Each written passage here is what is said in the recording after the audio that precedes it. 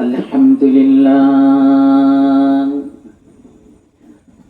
الحمد لله نحمده ونستعينه ونستغفره ونعوذ بالله من شرور أنفسنا ومن سيئات أعمالنا من يهده الله فلا مضل له ومن يضلله فلا هادي له ونشهد أن لا إله إلا الله وحده لا شريك له وأشهد أن سيدنا وحبيبنا ومولانا محمد أرسله بالحق بشيرا ونذيرا وداعيا إلى الله بإذنه وسراجا منيرا أعوذ بالله من الشيطان الرجيم بسم الله الرحمن الرحيم اقرأ باسم ربك الذي خلق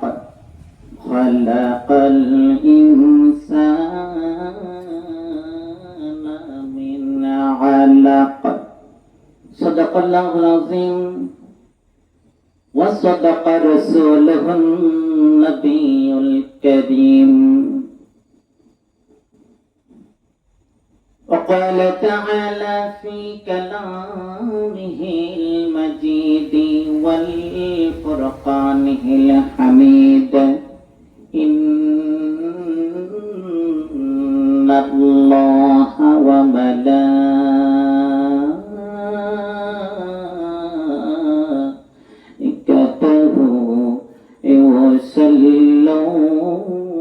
يصلون على النبي يا أيها الذين آمنوا صلوا عليه وسلموا تسليما اللهم صل على سيدنا مولانا وعلى آل سيدنا مولانا محمد Italy আজ সমাজ এলাকাবাসীর মাহফিল হতে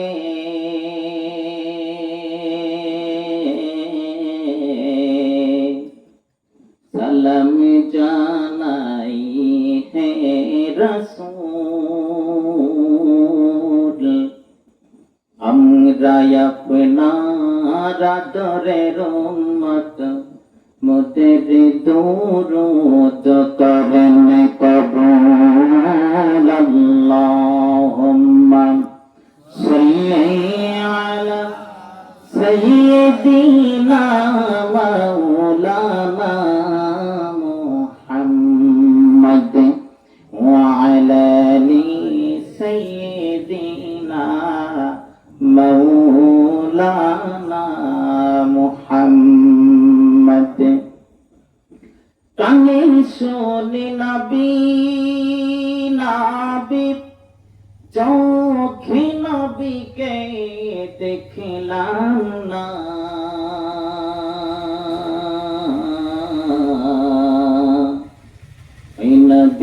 নবীকে স্বপ্নে না দেখাইয়া ওই নবীজি রওয়াজ জিয়ারতে না করাইয়া মালাকুল মউতকে পাঠাইয়েন না। আল্লাহুম্মা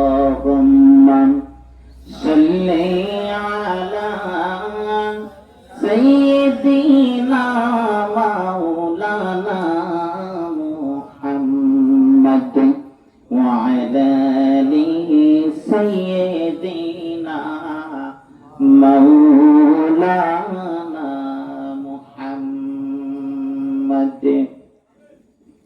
রাসূল আমার ভালোবাসা, রাসূল আমার আশা, রাসূল আমার প্রেম বিরহের মূল আলোচনা, রাসূল আমার কাছে কর্মের অনুপ্রেরণা, রাসূল আমার ভালোবাসা, রাসূল আমার আশা, রাসূল আমার প্রেম বিরহের মূল আলোচনা, রাসূল আমার কাছে কর্মের অনুপ্রেরণা।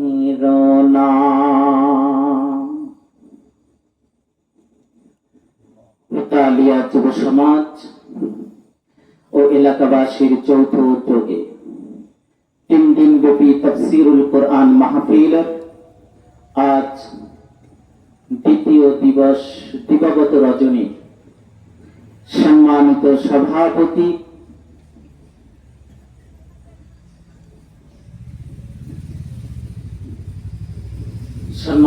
সভাপতি মঞ্চ উপবিষ্ট রয়েছেন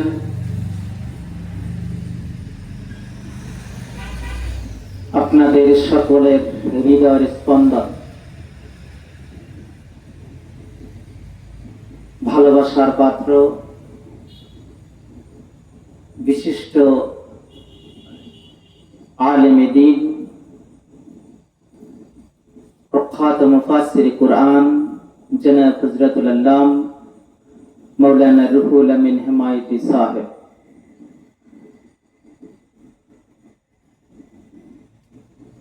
সামনে উপবিষ্ট রয়েছেন ইসলাম প্রিয়, কোরআন প্রেমিক, আশিক রাসূল ভাইরা, পর্দার আড়ালে সালেহা তাহিরা আমার মা আর বোনেরা, সকলের প্রতি আমার অন্তরের অন্তঃস্থল থেকে পুনরায় সালাম দিচ্ছি। আসসালামু আলাইকুম ওয়া রাহমাতুল্লাহি ওয়া বারাকাতুহু।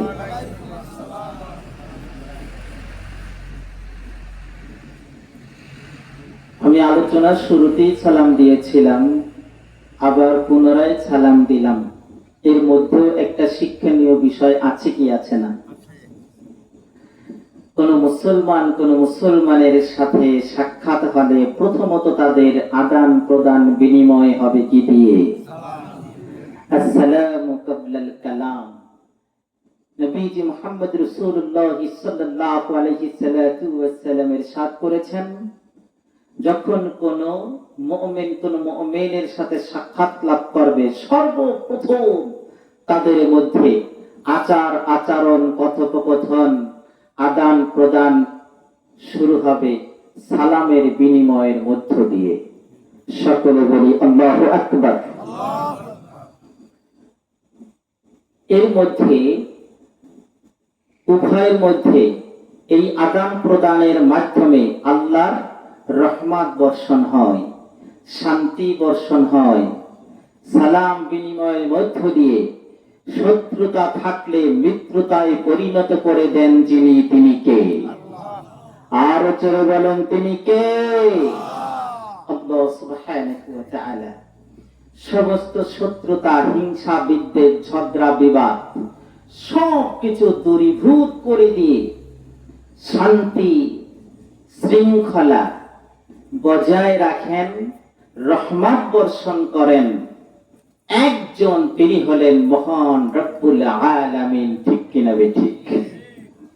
আল্লাহ যদি শান্তি না দেন, তাহলে আপনি শত চেষ্টা করেন, কোন চেষ্টা করলে লাভ হবে কি? ব্যর্থ হয়ে যাবে। গোটা দুনিয়ার সমস্ত শক্তি প্রয়োগ করে, সমস্ত সম্পদ খরচ করে, যত ধরনের প্রযুক্তি আছে প্রয়োগ করা হবে, তারপরেও শান্তি আনা সম্ভব নয় যতক্ষণ না পর্যন্ত আল্লাহর পক্ষ থেকে রহমত নাজিল না হবে। ঠিক কিনা মুসলমান? সম্মানিত হাজিরিন, বর্তমান বিশ্ব বড় উত্তপ্ত, মুসলমান বড় লাঞ্ছিত বঞ্চিত, মুসলমান বড় নির্যাতিত নিষ্পেষিত। এই লাঞ্ছনা আর বঞ্চনা সব কিছুর পিছনে একটাই কারণ, সেটি হচ্ছে আমরা কোরআন আর সুন্নাহ থেকে, আল্লাহর রাসূলের দেখানো পথ থেকে আমরা অনেক অনেক দূরে আমরা অবস্থান করছি। ঠিক কিনা? আজ সমাজে সালামের বিনিময় অনেকটাই কমে গিয়েছে। ঠিক কিনা? হ্যাঁ, সালামের আদান প্রদান অনেক কমে গিয়েছে না? এজন্যই আজকে সন্তানরা ভালো কিছু তাদের থেকে আশা করা বড় দুরূহ ব্যাপার হয়ে দাঁড়িয়েছে। সন্তানরা আদবের খেলাফ তাদের আচরণের মধ্যে পাওয়া যায়। এই যে আদবের খেলাফ, মুরব্বীদের সাথে কিভাবে আচরণ করতে হয়, কিভাবে ব্যবহার করতে হয়, এই ব্যবহার তারা জানে না, করে না। এর পিছনে কারণটা কি? ইসলামী শিক্ষা থেকে আমরা অনেক দূরে অবস্থান করছি। অতএব আমাদের ইসলামী শিক্ষা প্রয়োজন আছে কি আছে না? এরকম তাফসীরুল কোরআন মাহফিল প্রয়োজন আছে কি আছে না? সম্মানিত হাজিরিন, আল্লাহ সুবহানাহু ওয়া তাআলা শিক্ষাকে অপরিহার্যতা দিয়েছেন, ফরজে আইন করেছেন। গোটা মুসলিম নরনারী সকলের জন্য শিক্ষা গ্রহণ করা কি ফরজ। তবে সে কোন শিক্ষা? ইসলামী শিক্ষা। ঠিক কিনা? ইসলামী শিক্ষা। ডাক্তার, ইঞ্জিনিয়ার, জাজ আর ব্যারিস্টার হতে পারেন, এটা ফরজে কিফায়া। সমাজের মধ্যে কিছু সংখ্যক লোকের এই শিক্ষা গ্রহণ করলেই না, কিন্তু সবাইকে একটা শিক্ষা গ্রহণ করা ফরজ। সেটি হচ্ছে দৈনন্দিন জীবন আপনি পরিচালনা করবেন আল্লাহ রাসূলের হুকুম অনুযায়ী, সেই শিক্ষা গ্রহণ করা প্রত্যেকের জন্য ফরজ। ঠিক কিনা ঠিক? কিন্তু আমরা সেই শিক্ষা থেকে বঞ্চিত। আর এই জন্য আজ আমার আলোচনার বিষয়টা এমন একটি বিষয় এসেছে, সূরাতুল আলাক, যেখানে শিক্ষার গুরুত্বের কথা রয়েছে, যেখানে মানব সৃষ্টির রহস্যের কথা রয়েছে, যেখানে রাসূলুল্লাহ সাল্লাল্লাহু আলাইহি সাল্লামের উপরে অত্যাচারণ করলে পরে তার শাস্তি কিভাবে হয় আল্লাহ দিয়ে থাকেন, সে বিষয়টা চলে এসেছে। সম্মানিত হাজিরিন, শিক্ষা কিভাবে এসেছে, কি মাধ্যমে এসেছে, সেই বিষয়টা এখানে চলে এসেছে। ইনশাআল্লাহুল আজিজ অল্প সময়ের মধ্য দিয়ে কোরআন আর সুন্নাহর আলোকে কথা বলার চেষ্টা করব। যদি আল্লাহ তৌফিকটুকুন ভিক্ষা দান করেন, বলি আল্লাহুম্মা আমিন। আল্লাহ যদি তৌফিক দান করেন তাহলেই বলা সম্ভব। আল্লাহ যদি তৌফিক দান করেন তাহলেই আপনারা শ্রবণ করা সম্ভব। আর আল্লাহ যদি তৌফিক দান করে তাহলে আপনি অনুধাবন করতে পারবেন, অন্যথায় কোনো কিছুই করা সম্ভব। শিক্ষা গ্রহণের তিনটা বিষয় আমরা দেখতে পাচ্ছি তাফসীরের আলোকে। আজকে আমরা তিনটা বিষয় দেখতে পাচ্ছি। সেটি হচ্ছে, একটা হচ্ছে আমরা বলার মাধ্যম, বলতে হবে। ঠিক কিনা? বলতে হবে, পড়তে হবে। না পড়ে আপনি শিক্ষা গ্রহণ করতে পারবেন? একটা আওয়াজ দিতে হবে। উপস্থিতি যাই হন না কেন, আপনারা যদি আওয়াজ দেন তাহলে আমার বল অনেকটা সহজ হবে। আর আল্লাহ সুবহানাহু ওয়া তাআলা রাজি আর খুশি হবে অল্প সংখ্যক হলেও পরে আল্লাহ তাআলা রহমতের ফেরেশতা দ্বারা গোটা ময়দানটা বেষ্টনী করে রেখেছেন। জোরে বলি সুবহানাল্লাহ। সম্মানিত হাজিরিন, তাহলে প্রথমত বলার মাধ্যম, পড়ার মাধ্যম, তারপরে যেটা বলবেন যেটা পড়বেন সেটা নিজে শ্রবণ করতে হবে। আমি যেটা বলবো সেটা আপনাকে শুনতে হবে। আমি যেটা বলবো আপনি যদি সেটা না শুনতে পারেন তাহলে আপনি কি শিখতে পারবেন? শুধু শুনলেন কিন্তু অনুধাবন করলেন না, শুধুমাত্র শুনলেন কিন্তু অনুধাবন করলেন না, এর মাধ্যমে আপনি শিক্ষা গ্রহণ করতে পারবেন? অতএব আপনার কি থাকতে হবে? মনোযোগ থাকতে হবে। কি থাকতে হবে? মনোযোগ থাকতে হবে। এই তিনটা বিষয়ের মধ্য দিয়ে আপনি শিক্ষা গ্রহণ করা সহজ থেকে সহজতর হবে, অন্যথায় শিক্ষা গ্রহণ সম্ভব নয়। সম্মানিত হাজিরিন, আজকে এই তাফসীরুল কোরআন মাহফিলে আপনি এসেছেন, আমি এসেছি, এর দ্বারা আপনারা কি লস হয়েছে না লাভ হয়েছে? লাভ হয়েছে, ঠিক কিনা? এখন এই লাভের পরিমাপ যদি আপনাকে বলা হয় সেটা কি আপনি পরিমাপ করতে পারবেন? সম্ভব? কোন কম্পিউটার, ল্যাপটপ, ক্যালকুলেটর, যত ধরনের মাধ্যম রয়েছে, পৃথিবীর এমন কোন মাধ্যম নাই যার দ্বারা আপনি এটাকে গণনা করতে পারবেন, পরিমাপ করতে পারবেন। আল্লাহ সুবহানাহু ওয়া তাআলা আপনাকে রহমত দিয়ে এমন ভাবে ঢেকে দিয়েছে, আসমান থেকে শুরু করে জমিন পর্যন্ত ফাঁকা জায়গাটুকু রহমতের ফেরেশতা দিয়ে আপনাকে বেষ্টনী দিয়ে দিয়েছেন। জোরে বলেন সুবহানাল্লাহ। সম্মানিত উপস্থিতি, নবীজি মুহাম্মদুর রাসূলুল্লাহ সাল্লাল্লাহু আলাইহি ওয়াসাল্লাম ইরশাদ করেছেন, ইবনে মাজার বর্ণনায় দেখা যায় আল্লাহ বলেছেন, কুরআনুল কারীমের একটি আয়াতে কারিমা যদি অনুধাবন করা যায়, শেখা যায়, তাহলে পরে যে আয়াতে কারিমা সাধারণ এমন আয়াতে কারিমা যদি অনুধাবন করা যায়, আচ্ছা তো নফল নামাজ পড়লে পরে যে সওয়াব দেওয়া হবে, সমান সওয়াব আমল নামায় লিখে নেওয়ার সুবর্ণ সুযোগ গ্রহণ করা যাবে। কয়শো রাকাত?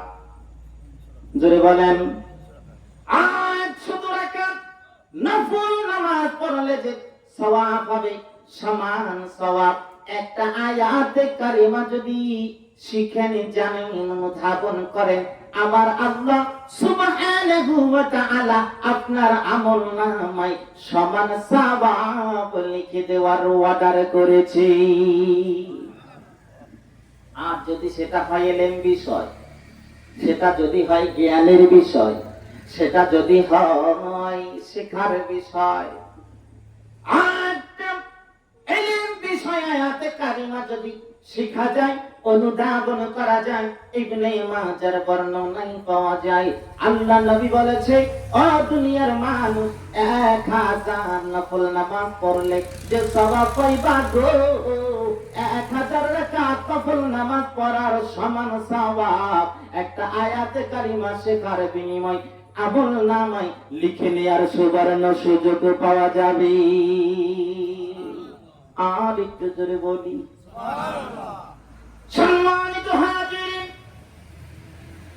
আমন মাহফিলে আসলাম, আমন সেমিনার, সিম্পোজিয়াম, তাফসীরুল কোরআন মাহফিল, ইসলামিক কনফারেন্স, যেখানে কোরআন আর সুন্নাহর আলোচনা হয়, যেখানে উলামায়ে কেরামের পবিত্র জবানে কোরআনের আলোচনা হয়, যেখানে আল্লাহ আল্লাহর নবীর পরিচয় দেওয়া হয়, এমন বাগানে আসলে পরে রে আল্লাহর নবী বলেছে আল্লাহর রহমতের ফেরেশতা নিযুক্ত হয়ে যায়। বান্দা যতক্ষণ পর্যন্ত থাকে বান্দার জন্য আল্লাহর দরবারে বান্দার জন্য মাগফিরাত কামনা করে, আল্লাহর দরবারে বলে, মাবুদ আপনাকে জানার জন্য, আপনাকে শোনার জন্য, আপনার নবীর সুন্নাহ জানার জন্য, কোরআন আর হাদিসের আলোকে আলোচনা শোনার জন্য দুনিয়ার বান্দারা দুনিয়ার সমস্ত ব্যস্ততা, সমস্ত কিছু ফেলে রেখে দুনিয়ার জান্নাত কোরআনের ময়দানে বসে গিয়েছে। আল্লাহ এই আপনার বান্দার জীবনের গুনাহগুলো আপনি মাফ করে দাও।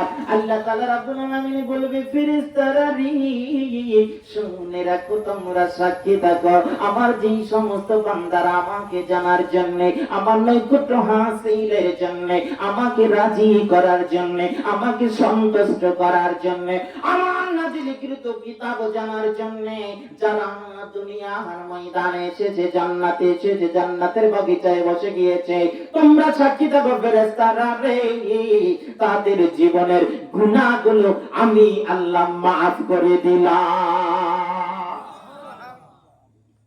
তাহলে এটা হচ্ছে গুনাহ মাফের জায়গা। সুবহানাল্লাহ বলেন। এই জায়গাটা কি গুনাহ মাফের? এই যে মাত্র চলে গেল তাকওয়ার মাস, তাকওয়ার মাস চলে গেল, পরহেজগারিতার মাস চলে গেল, তওবার মাস চলে গেল, মাফের মাস চলে গেল, ক্ষমা পাওয়ার মাস চলে গেল, মাগফিরাতের মাস চলে গেল, রহমতের মাস চলে গেল।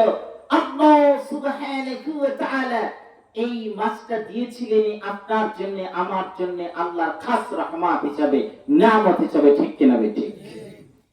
সম্মানিত হাজিরিন, সেই মাসের পরে আজ সওয়ালের চাঁদে আজকে তাফসীরুল কোরআন মাহফিল আমাদের জন্য এসেছে গুনাহ মাফের জন্য। জোরে বলেন আল্লাহু আকবার।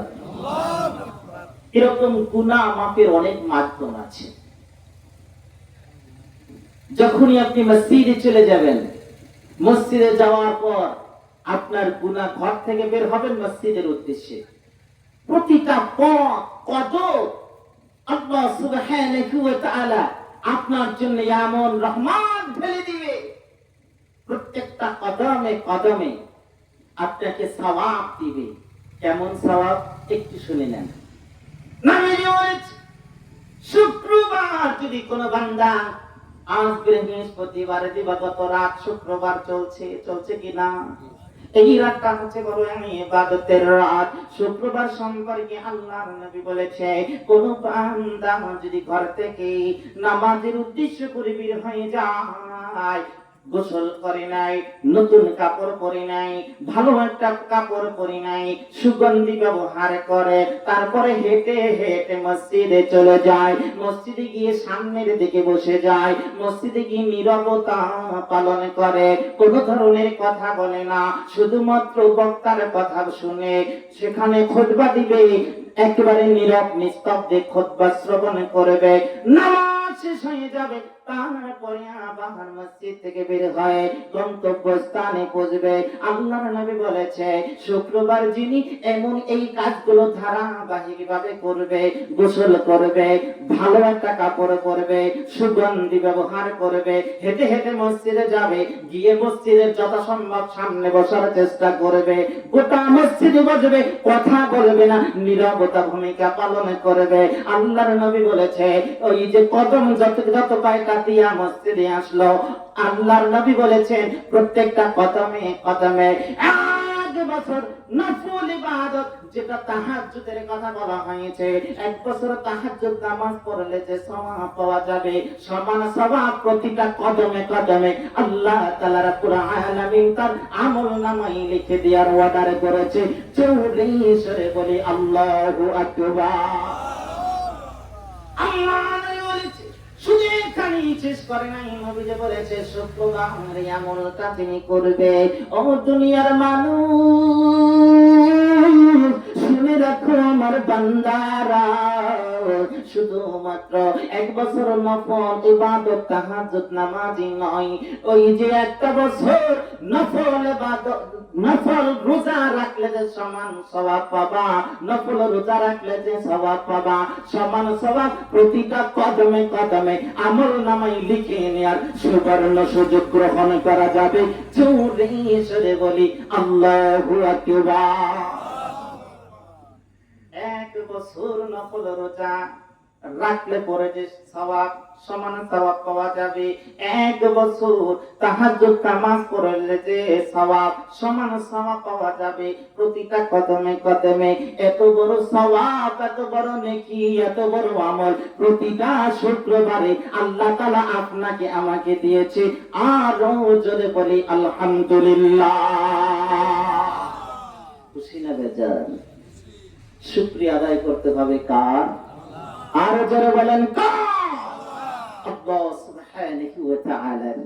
তাই আমরা এখানে এসেছি শেখার জন্য, ঠিক কিনা? তাই আলোচনার শুরুতেই একটু ফজিলতের বয়ান করে নিলাম, যাতে করে আমরা একটু আমল করার চেষ্টা করি ইনশাআল্লাহ। কারণ আমলে জিন্দেগি আল্লাহর কাছে বড় প্রিয়। আমলে জিন্দেগি ছাড়া আপনি নাজাত পাবেন না, আমলে জিন্দেগি ছাড়া জান্নাত পাবেন না, আমলে জিন্দেগি ছাড়া জাহান্নাম থেকে বাঁচা সম্ভব না, আমলে জিন্দেগি ছাড়া বাবাকে মাফ করা যাবে না, আমলে জিন্দেগি ছাড়া আম্মাকে মাফ করতে পারবেন না, আমলে জিন্দেগি ছাড়া আপনার সন্তান মানুষ করতে পারবেন না, আমলে জিন্দেগি ছাড়া আপনার স্ত্রীকে একটা পরিপূর্ণ সালেহা তাহেরা স্ত্রীতে পরিণত করা সম্ভব নয়। আমল করতে হবে। আমল ছাড়া আপনার জীবনটা পরিপূর্ণতা কোনোদিন কোশ্চেন কালেও সম্ভব নয়, সম্ভব নয়, সম্ভব নয়। এজন্যই আল্লাহ সুবহানাহু ওয়া তাআলা সূরাতুল আলাকে নাযিল করে আল্লাহ সুবহানাহু ওয়া তাআলা দুনিয়াবাসীদের উদ্বুদ্ধ করেছে, ও দুনিয়াবাসী তোমরা জানো, তোমরা পড়ো, তোমরা জ্ঞান অর্জন করো। জ্ঞান অর্জন ছাড়া আপনি আমি কোন ক্রমে কোনভাবে আল্লাহকে জানবো না, আল্লাহকে চিনবো না, আল্লাহর পরিচয় পাবো না। আল্লাহর পরিচয় যদি না পাই, আল্লাহর নবীর পরিচয় যদি না পাই, তাহলে আপনার আমার সফলতা অর্জন করা সম্ভব নয়, ঠিক কিনা? আপনি যখন জানবেন, আপনি যখন বুঝবেন, আপনি যখন অনুধাবন করতে পারবেন, তখন আপনার আমল করতে মজা লাগবে, ভালো লাগবে, কাজ করতে ভালো লাগবে। কারণ ভালো লাগার জন্য জানা প্রয়োজন, ঠিক কিনা? আমরা কিন্তু অনেক জানি কিন্তু মানি না, ঠিক কিনা? হ্যাঁ, আমরা জানি, অনেক জানি। চায়ের দোকানে মুফতি সাহেবের অভাব নাই, ঠিক কিনা? চায়ের দোকানে অনেক মুফতি সাহেব, অনেক মুফতি। আলহামদুলিল্লাহ, লাখ কোটি শুকরিয়া আদায় করছি মহান রব্বুল ইজ্জতের দরবারে। এই মাহফিলে যত সংখ্যক লোক আপনারা আছেন, মাশাআল্লাহ মাশাআল্লাহ আলহামদুলিল্লাহ, সব পরিপূর্ণ যুবক এবং এমন মুসল্লি, মুরব্বীরা, আলহামদুলিল্লাহ অনেক মুরব্বীরা, আপনারা বেশিরভাগ মুরব্বী। এই মুরব্বীদের আল্লাহর ভয়, মৃত্যুর ভয় অনেক অনেক বেশি কাজ করে, ঠিক না? ঠিক। সম্মানিত হাজিরে, তাই চাতক পাখির মতো তাকিয়ে আছেন শুধুমাত্র কোরআন শোনার জন্য।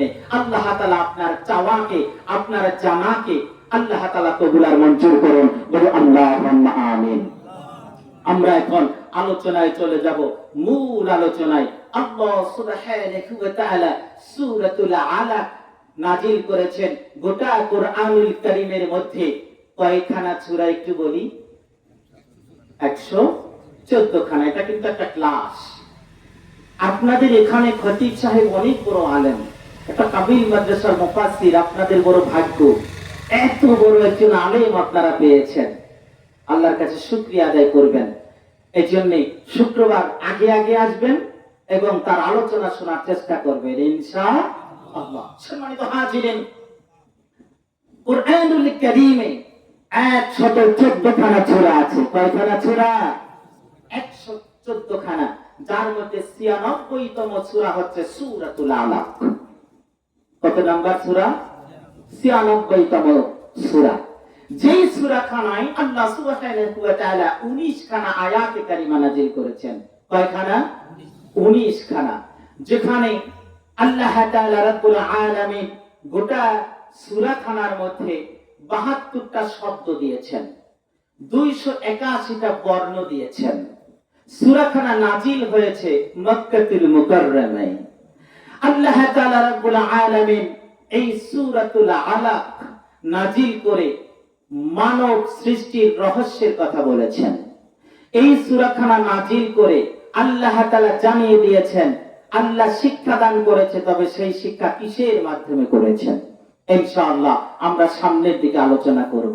সম্মানিত হাজিরিন, এই সূরাখানা সূরাতুল আলাক নামকরণ করার পিছনেও যে কারণটা হচ্ছে, এইটা দ্বিতীয় আয়াতের শেষ শব্দটা আল্লাহ আলাক শব্দের অর্থ হচ্ছে জমাট বাঁধা রক্তপিণ্ড। কি বাঁধা রক্তপিণ্ড? জমাট বাঁধা রক্তপিণ্ড। আলাক শব্দের অর্থ হচ্ছে কি? রক্তপিণ্ড। সম্মানিত হাজিরিন, আমরা সৃষ্টি আল্লাহ তাআলা সৃষ্টি করেছেন বাবা আর মায়ের মাধ্যমে। কাদের মাধ্যমে? বাবা আর মায়ের মাধ্যমে। আপনি আমি সৃষ্টি হয়েছি, আবার আল্লাহ সুবহানাহু ওয়া তাআলা করেছে শুধুমাত্র একটা ছিটকানো রক্তের মধ্য দিয়ে। সুবহানাল্লাহ বলেন। কিসের অহংকার, কিসের রিয়া, কিসের কি? আমরা তো ছিলাম মায়ের রেহেমের মধ্যে, আমরা তো ছিলাম মায়ের সেই রেহেমের মধ্যে, আমরা তো ছিলাম সেখানে ছোট্ট একটা জায়গার মধ্যে। সেই জগৎটা আল্লাহ তাআলা এমন রেখেছিলেন যেখানে আপনাকে আমাকে আমার আল্লাহ রিজিক দান করেছেন। যেই রিজিক ছিল মায়ের পেটের, সেই রক্ত আমাকে আপনাকে খাদ্য হিসাবে দিয়েছিলেন। যেই রক্ত আপনাকে আমাকে মুখ দিয়ে দেন নাই, যেই রক্ত আমাদেরকে খাওয়াইছেন আল্লাহ সুবহানাহু ওয়া তাআলা একটা নারের মধ্য দিয়ে, রগের মধ্য দিয়ে রাস্তা তৈরি করেছিলেন। মুখ দিয়া দেন নাই, নাভি দিয়ে পেটের মধ্যে সরবরাহ করেছিলেন। ঠিক না ঠিক? এর পিছনে কারণ আছে কি আছে না? সম্মানিত হাজিরিন, আল্লাহ সুবহানাহু ওয়া তাআলা আপনাকে আমাকে পবিত্র রেখেছিলেন মায়ের পেটে, যেখানে মুখটা বড় পবিত্র রেখেছেন, জিহ্বাটা পবিত্র রেখেছেন। জিহ্বা পবিত্র রেখেছেন, মুখ পবিত্র রাখার পিছনে একটাই কারণ, দুনিয়ায় যখন আসবো তখন আল্লাহর নাজিলকৃত কিতাব আমরা তেলাওয়াত করব, আমার আল্লাহর পবিত্র নাম তেলাওয়াত করব, আল্লাহর পবিত্রতা সুবহানাল্লাহ বলে আমরা ঘোষণা করব, আমার আল্লাহর বরত্ব আল্লাহু আকবার বলে আমরা ঘোষণা করব। আল্লাহ সুবহানাহু ওয়া তাআলার লা ইলাহা ইল্লাল্লাহ বলে ওয়াহদানিয়াত আমরা মুখে উচ্চারণ করে আল্লাহর তাওহীদ আমরা বর্ণনা করব, আল্লাহর পবিত্র নাম, আল্লাহর পবিত্র কালাম আমরা তেলাওয়াত করব, তাসবিহ করব, তাহলিল আদায় করব। যেই মুখ দিয়ে, যেই জবান দিয়ে আমরা আদায় করব রে বান্দা, আল্লাহ সুবহানাহু ওয়া তাআলা এই মুখটাকে পবিত্র রেখেছেন। এই মুখটায় দ্বারা ওই অপবিত্র রক্তগুলো সরবরাহ করার নাই, নাভি দ্বারা আমার আল্লাহ একটা রাস্তা তৈরি করে দিয়েছেন। রব্বি কারীম আল্লাহ সুবহানাহু ওয়া তাআলা এই জন্য ওই রেহেমের মধ্যে মুখটা পবিত্র রেখেছেন। জোরে সরে বলি আল্লাহু আকবার। সেই মুখ দিয়ে অপবিত্র কথা বলি কি বলি না? সেই জবান দিয়ে অশ্লীল কথা বলি গো মুসলমান। সেই মুখ দিয়ে এক ভাইকে গালি দেই, সেই মুখ দিয়ে এক ভাইকে বকা দেই, সেই জবান দিয়ে কোরআনুল কারীম তেলাওয়াত করি না, সেই জবান দিয়ে কোরআনুল কারীম শেখার জন্য চেষ্টা করি না। সেই জবানটা আমার আল্লাহ দিয়েছে জানার জন্য, সেই জবানটা দিয়েছে শেখার জন্য। আল্লাহ তাআলা রাব্বুল আলামিন আমাদেরকে শিক্ষা দিয়েছেন, আমাদেরকে লেনদেন করেছেন, আমাদেরকে কথা বলার জন্য রব্বে কারীম আকল দিয়েছেন, জ্ঞান দিয়েছেন, ইলম দিয়েছেন। বিসমিল্লাহির রহমানির রহিম আর রহমান আল্লামাল কুরআন খালাকাল ইনসান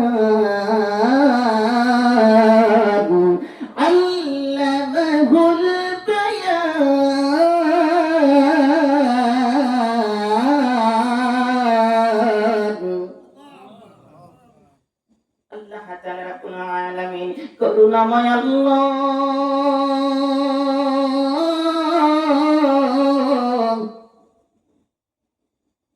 আর রহমান আল্লামাল কুরআন, কুরআনুল কারীম আমাদেরকে শিক্ষা দিয়েছে। খলাকাল ইনসান, আল্লাহ তাআলা মানুষদেরকে সৃষ্টি করেছে। মানব সৃষ্টি করে করে ওই জানোয়ারকে কোনো ভাষা দেয় নাই, কথা বলার মতো সুযোগ দেয় নাই, কথা বলার মতো যোগ্যতা দেয় নাই, কথা বলার মতো তাদের সুবর্ণ সুযোগ দেয় নাই। আল্লাহ সুবহানাহু ওয়া তাআলা ভাষা দান করেছে, ভাষা নাজিল করেছে, ভাষা আমাদের অনুগ্রহ দান করেছে, কথা বলার মতো সুযোগ করে দিয়েছে। আল্লামাল ইনসান, আল্লাহ তাআলা রব্বুল আলামিন মানুষদেরকে ইলম দান করেছে, আর সেই মানুষদেরকে রব্বে কারীম বয়ান শিখিয়েছে। জোরে সরে বলি আল্লাহু আকবার। আল্লামাল বায়ান, ভাষা শিক্ষা দিয়েছে কি? কথা বলার যোগ্যতা দিয়েছে যিনি, তিনি কে? ওই আল্লাহর পরিচয় একটু জোরে সরে আমার আল্লাহকে ডাক দিয়ে বলি আল্লাহ, আরো জোরে বলেন আল্লাহ। ওই আল্লাহ সুবহানাহু ওয়া তাআলা সূরাতুল আলাক নাযিল করে সর্বপ্রথম যে শব্দটা ব্যবহার করেছেন, সেই শব্দটা হচ্ছে সকলের পরিচিত ইকরা। কি বলেছেন? আরো জোরে বলেন, কি বলেছেন? ইকরা। এখানে পড়ার জন্য উদ্বুদ্ধ করেছেন সর্বপ্রথম আল্লাহ সুবহানাহু ওয়া তাআলা সূরাতুল আলাকের শানে নজর যদি না বলি তাহলে পরিপূর্ণতা আসবে না। সূরাতুল আলাক আল্লাহ তাআলা রব্বুল আলামিন এই যে 5টা আয়াতে কারিমা প্রথম নাযিল করেছে, সর্বপ্রথম অবতীর্ণ করেছে, সর্বপ্রথম আমার আল্লাহ এই আল্লাহর নবীর কাছে জিবরিলের মাধ্যমে পাঠিয়েছে। আল্লাহর নবী রব্বুল আল্লাহর নবী রাহমাতুল লিল আলামিন, রাসূল মাকবুল, বিশ্বের মানব মানব কল্যাণের অগ্রদূত, পারাপারে দিশারি, নবী কুলের শেরমণি, তো জাহানের কান্ডারি, আকাই নামদার, তাজদারি মদিনা, আহমদ মুহাম্মদ রাসূলুল্লাহ সাল্লাল্লাহু আলাইহি ওয়াসাল্লাম। স্বপ্নে যা দেখতেন, স্বপ্নে যা দেখতেন, জাগ্রত যখন হইতেন তখন ওই স্বপ্ন সব কিছু তার সাথে মিলে যেত। জোরে সরে বলি আল্লাহু আকবার। আল্লাহর নবীর স্বপ্ন ওহী ছিল কি না? সত্য কি না? নবীরা যা কিছু স্বপ্ন দেখতো আপনার আমার স্বপ্নের মতো নয়। নবীরা যা স্বপ্নে দেখতো গোটা স্বপ্নগুলো সত্য ছিল। জোরে সরে বলি সুবহানাল্লাহ। স্বপ্নে দেখি কোরবানি দিয়েছিলেন কে? হযরতে জাতির পিতা ইব্রাহিম আলাইহিস সালাতু ওয়াস সালাম স্বপ্নে দেখেছিলেন। সত্য ছিল না মিথ্যা ছিল? ও আমার ভাইয়েরা, আমার বন্ধুরা, নবীদের স্বপ্ন সত্য, নবীদের স্বপ্ন সত্য। আল্লাহর নবী স্বপ্নে দেখতেন, দিনের পরে যখন জাগ্রত হতেন সবকিছু সত্যে পরিণত হয়ে যেত। আল্লাহ স্বপ্নে দেখে দেখে বড় চিন্তায় পড়ে যেতেন, পেরেশানিতে পড়ে যেতেন, হতাশা চলে আসতো, হেজিটেশনে ভুগতেন। আল্লাহর নবী ধ্যানে চলে যেতেন, হীরা গুহায় তিনি ধ্যানে চলে যেতেন। ধ্যান করতে করতে করতে করতে হঠাৎ করে একদিন আল্লাহর নবীর কাছে চলে আসলো হযরত জিবরিল, রূহুল আমিন,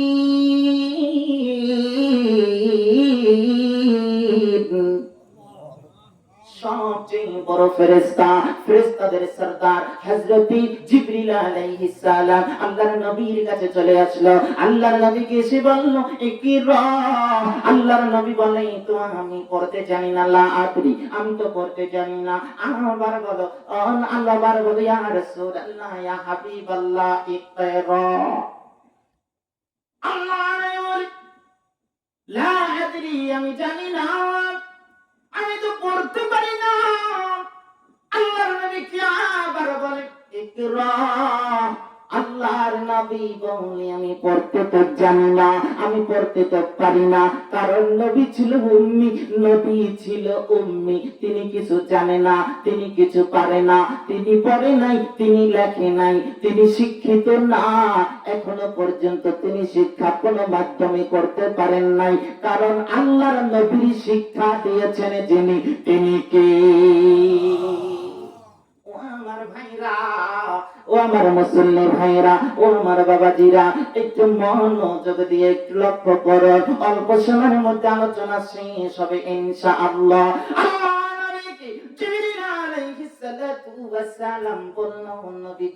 আপনি পড়েন আল্লাহর নবী বলে আমি তো জানি না, আমি তো করতে পারি না।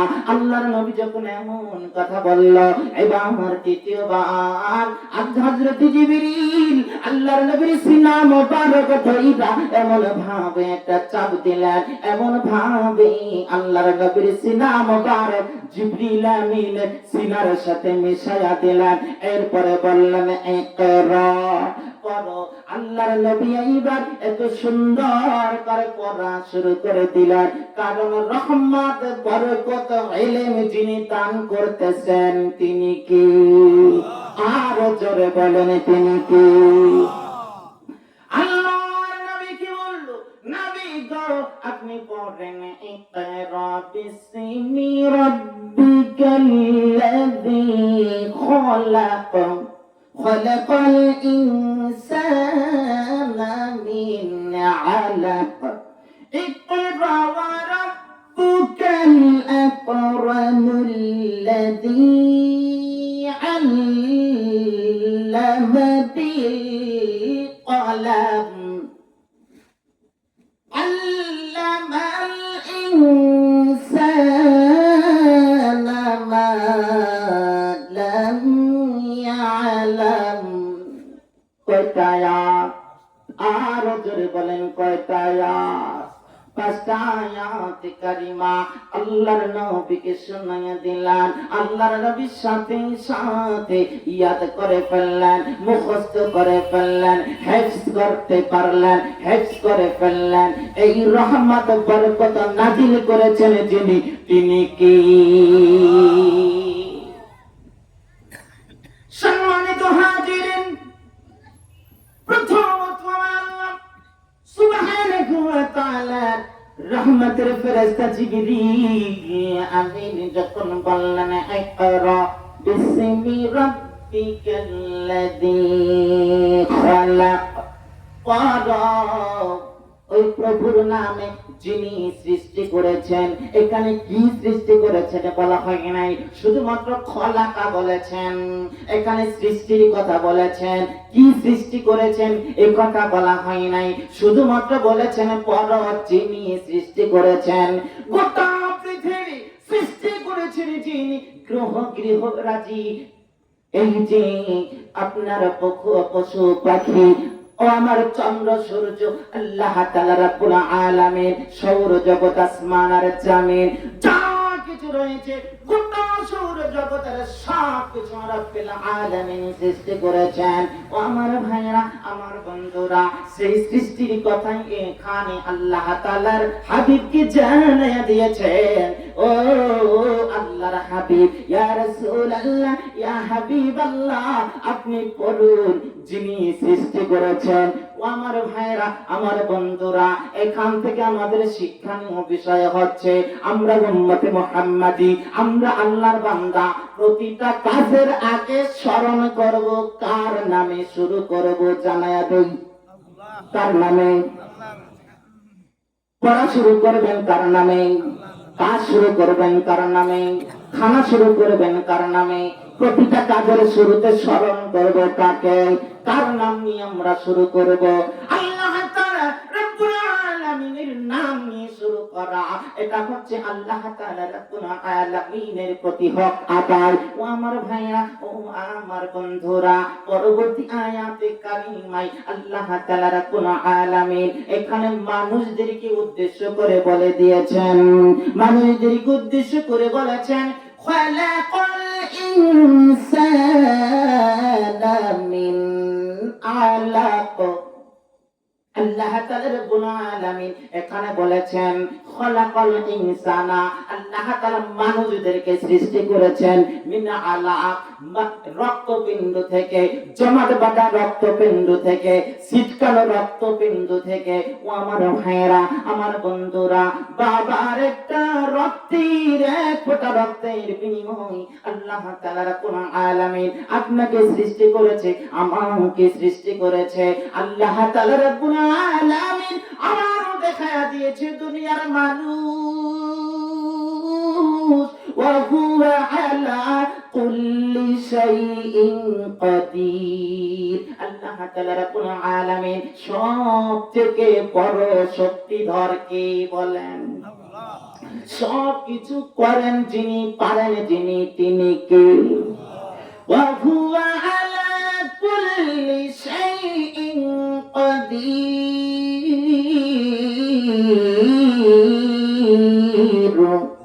আল্লাহ তাআলা রব্বুল আলামিন হযরত ঈসা আলাইহিস সালাতু ওয়াস সালামকে বানাইছে বাবা সারা।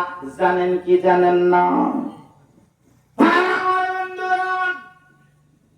বাবা মা ছাড়াও যে আমার আল্লাহ বানাতে পারেন, সৃষ্টি করতে পারেন, দুনিয়ার মানুষ যাতে এটা বিশ্বাস করে, এই আকীদা পোষণ করে, আল্লাহ সব কিছু পারে, আল্লাহ সব কিছু জানে, আল্লাহর জন্য সব সম্ভব।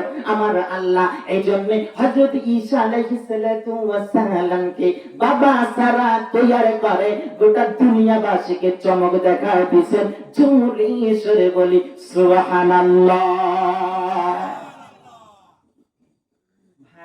বন্ধুরা আমার, আল্লাহর নবী মুহাম্মদ রাসূলুল্লাহ সাল্লাল্লাহু আলাইহি সাল্লামের উপরে এই যে নাজিল করতে আয়াতে কারিমা, তৃতীয় নম্বর আয়াতে হযরত জিবরিল আমিন আল্লাহর নবীকে চিঠি দিয়ে বলল, নবী গো পড়ো ইকরা ওয়া রাব্বুকাল আকরাম। ও ভাইরা আমার, বন্ধুরা আমার, পাঠ করো তোমার রব বড় মহিমান্বিত, বড় মেহেরবান। জোরে সরে বলি আল্লাহু আকবার। আমার আল্লাহ যদি মেহেরবান না হতো, আমার আল্লাহ যদি মহিমান্বিত না হতো, আমার আল্লাহ যদি এত দয়াবান না হতো, আমার আল্লাহ রহিম আর রহমান যদি না হতো, আল্লাহ তাআলা রব্বুল আলামিন আপনাকে আমাকে সৃষ্টি করলেন, গোটা গ্রহরাজি সৃষ্টি করলেন, গোটা জমিনকে সৃষ্টি করলেন, গোটা আসমানকে সৃষ্টি করলেন। খুঁটিবিহীন আসমান, এমন সুন্দর বিশাল বিস্তীর্ণ জমিন সৃষ্টি করলেন যিনি, তিনি কত বড় মেহেরবান। একটু অনুধাবন করেন, আরো জোরে বলি আল্লাহু আকবার। ইনসান, আল্লাহ তাআলা মানুষকে সৃষ্টি করেছে। একটু চিন্তা করেন, আপনাকে হাত দিয়েছে, পা দিয়েছে, আপনাকে মুখ দিয়েছে, চোখ দিয়েছে, আপনাকে এত সুন্দর একটা মাথা দিয়েছে, যেই মাথার মধ্যে আমার আল্লাহ প্রেম দিয়েছে, যেই মাথার মধ্যে আপনাকে ইলম দান করেছে, যেই মাথার মধ্যে এমন একটা কম্পিউটার সেট করে দিয়েছে, যেই মাথার মধ্যে, যেই সিনার মধ্যে আমার আল্লাহ এমন একটা জিনিস নিযুক্ত করে দিয়েছে, গোটা পৃথিবীর সমস্ত কিছু যদি মুছে যায়, পুরি যায়, ধ্বংস হয়ে যায়, কিন্তু আপনি যেটা হেফজ করলেন, আপনি যেটা ইয়াম করলেন, আপনি যেটা মুখস্থ করলেন, আপনি যেটা সংরক্ষণ করলেন, আমার আল্লাহ তাআলা রব্বুল আলামিন কুরআনুল কারীমকে সংরক্ষণের জন্য আপনার সিনার মধ্যে এমন ভাবে রহমত ছায়েলা দিল, গোটা কুরআনুল কারীম মুখস্থ করে রাখার মতো সুযোগ যিনি করে দিলেন, তিনি কি? আমার বন্ধুরা আমার, আল্লাহ সুবহানাহু ওয়া তাআলা সেই মানুষকে সৃষ্টি করলেন, এই জন্যই তিনি মেহেরবান, এই জন্য তিনি মহামহিম। আল্লাহ তাআলা রাব্বুল আলামিন হাবিবকে জানা দিলেন, হাবিব শুনে রাখেন, জেনে রাখেন, পড়েন এখন, পড়েন এখন।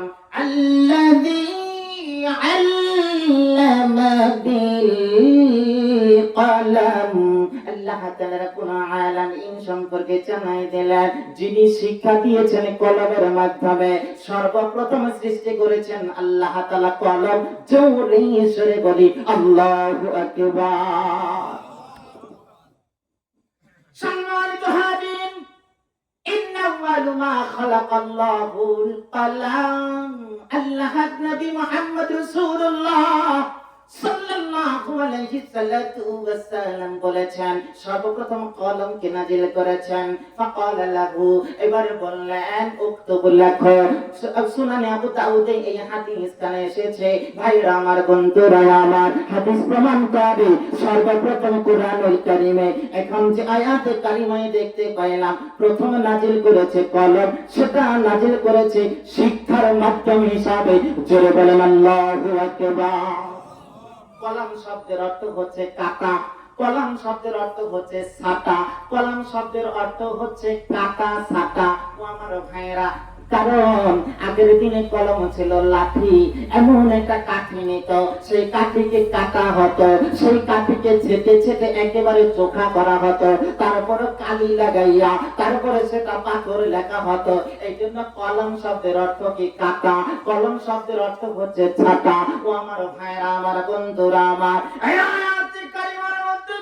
একটি জিনিস অনুধাবন করা যায়, আল্লাহর নবী মুহাম্মদ রাসূলুল্লাহ সাল্লাল্লাহু আলাইহি ওয়াসাল্লামকে আমার আল্লাহ ইলম দান করেছে, শিক্ষা দান করেছে, তাকে মুআল্লিম বানিয়েছে, তাকে শিক্ষক বানিয়েছে। কারণ বুইস্তু মুআল্লিমান, আল্লাহর নবী বলেছে, আমি নাজিল হয়েছি, প্রেরিত হয়েছি মুআল্লিম হিসাবে, শিক্ষক হিসাবে।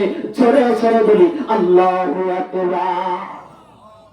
দুনিয়ার কোন শিক্ষক তাকে শিখায় নাই, দুনিয়ার কোন মুহাদ্দিস তাকে শিখায় নাই, দুনিয়ার কোন মুফাসসির তাকে শিখায় নাই, দুনিয়ার কোন মানুষ তাকে শিখায় নাই। যিনি শিখিয়েছেন তিনি কে? জোরে বলি তিনি কে? আল্লাহ সুবহানাহু ওয়া তাআলা আয়াতে কারিমায় দেখতে পাই, আল্লাহর নবী উম্মি, কলম দ্বারা তার শেখার প্রয়োজন হয় নাই। আল্লাহর খাস রহমত বরকত দ্বারা তাকে মুআল্লিম বানাইছেন, তাকে শিক্ষা দান করেছেন। কিন্তু আপনার আমার জন্য শিক্ষার মাধ্যম হচ্ছে কলম। জোরে সরে বলি আল্লাহু আকবার। কলম ছাড়া শিখতে পারছেন কিনা? পারছেন। কলম পেন্সিল ছাড়া শিখতে পারছেন? সম্ভব, সম্ভব।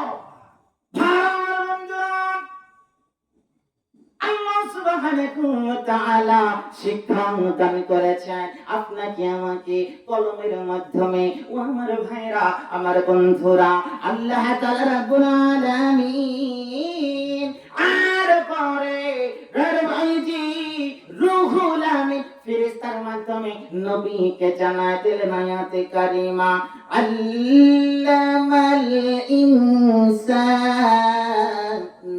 মা লাম ইয়ালাম।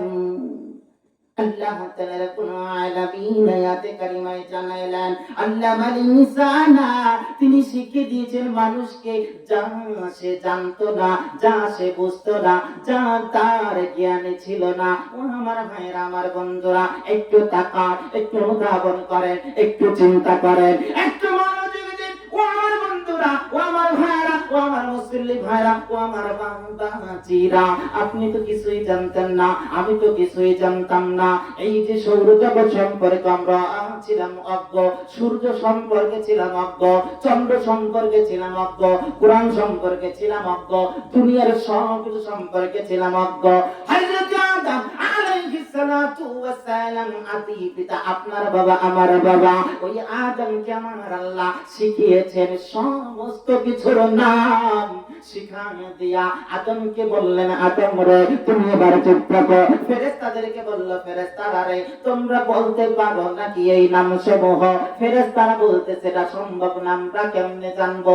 এবার বলা হলো, আদম রে তুমি এবার বলে দাও। হযরত আদম আলাইহিস সালাতু ওয়াস সালাম সূর্যের নাম বলে দিল, চন্দ্রের নাম বলে দিল, পশুর নাম বলে দিল, সাগরের নাম বলে দিল, নদীর নাম বলে দিল, আপনার আমার নাম বলে দিল, গোটা দুনিয়ার সমস্ত বস্তুর নাম সিরিয়াল বাই সিরিয়াল বলে দিল। হযরত আদম আলাইহিস সালাতু ওয়াস সালাম আল্লাহ তাআলা রব্বুল আলামিন এমন করে শিক্ষা দিয়েছেন। ও আমার ভাইরা, আমার বন্ধুরা, এখন আপনারা দিকে তাকান, আমার দিকে তাকান। আমরা ছিলাম অজ্ঞ, আমরা ছিলাম মূর্খ, আমরা ছিলাম মায়ের রেহেমের মধ্যে। ওই রেহেম থেকে যখন দুনিয়ায় চলে আসলাম, ভূমিষ্ঠ হইলাম। ভূমিষ্ঠ যখন হইলাম, কান্না ছাড়া কিছুই বলতে পারতাম না, কান্না ছাড়া কিছুই আমাদের ছিল না, কান্না ছাড়া অন্য কিছু আমাদের থেকে কিছু আশা করা যাইত না। এমনকি যদি বিপ্লয় করতে বলতে আমরা পারতাম না, এমনকি যদি কোনো ব্যথা পাইতাম বলতে আমরা পারতাম না। ক্ষুধার যন্ত্রণায় যদি লেগে যেত, যন্ত্রণায় ভুগতাম, কিন্তু মাকে বলার সুযোগ ছিল না। মা ধারণ করত শুধুমাত্র কন্যা, ছোট্ট বাচ্চা মাসুম, ওই সমস্ত বাচ্চা, কোলের বাচ্চা, দুগ্ধ জাত বাচ্চা। মা এবার সন্তানের দিকে তাকায়, যে সন্তান হয়তো বা ক্ষুধার যন্ত্রণায় কাঁদে, এবার বুকের দুধ তার মুখে দেয়। ওই যে সন্তান কেমনে করে বুঝতো মায়ের দুধ চোষা দিলেই চলে আসবে, এটাও তো জানতো না। আল্লাহ তাআলা রব্বুল আলামিন তার মধ্যে এই জ্ঞানটুকু দিয়েছে, তুমি চোষা দাও, আমি আল্লাহ প্রদত্ত রহমত তোমার মায়ের বুকের মধ্যে দিয়ে দিয়েছি। দুনিয়ায় যত মেডিসিন রয়েছে, ভিটামিন রয়েছে, দুনিয়ায় যত সুষম খাদ্য রয়েছে, সমস্ত রোগ শোক বিমার যাবে প্রতিষেধক ভিটামিন আমার আল্লাহ মায়ের বুকে দান করেছে। জোরে সরে বলি আল্লাহু আকবার।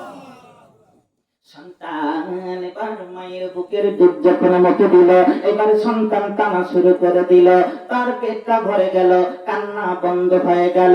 কিন্তু আমরা বলতে পারি নাই, মা গো বড় যন্ত্রণা লাগছে, ক্ষুধা, আমি বড় ক্ষুধার্ত, মা আমাকে একটু খাবার দাও, আমাকে একটু দুধ দাও। কিন্তু মা বুঝে তার বুকে দুধ মুখে দিয়ে দিত। ও আমার ভাইরা, হাঁটতে পারি নাই, চলতে পারি নাই, হাত দিয়া ঘন্টা ধরবো, ধরলে ব্যথা পাবো কি পাবো না সেটা পর্যন্ত জানতাম না। হেফাজত করেছে আল্লাহ, কিন্তু খেয়াল রেখেছে মা আর বাবা ঠিক না বেঠি। আস্তে আস্তে করে যখন আমরা বড় হলাম, কথা বলার মতো আমার আল্লাহ আমাদেরকে যোগ্যতা দিল। আল্লামাহুল বায়ান,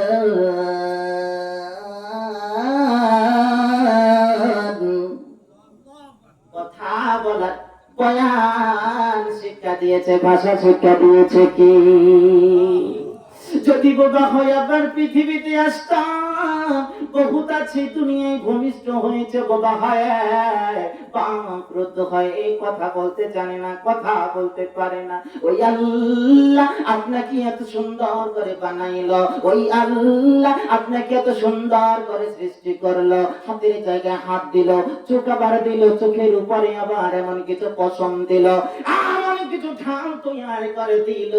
একটা মহিলা আপনার চোখের সামনে আসার সঙ্গে সঙ্গে অটোমেটিকলি আপনার চোখ বুঝে যাবে, যেই পশমগুলো আপনার সামনে বাধা হয়ে যাবে, আপনাকে আক্রান্ত করতে পারবে না।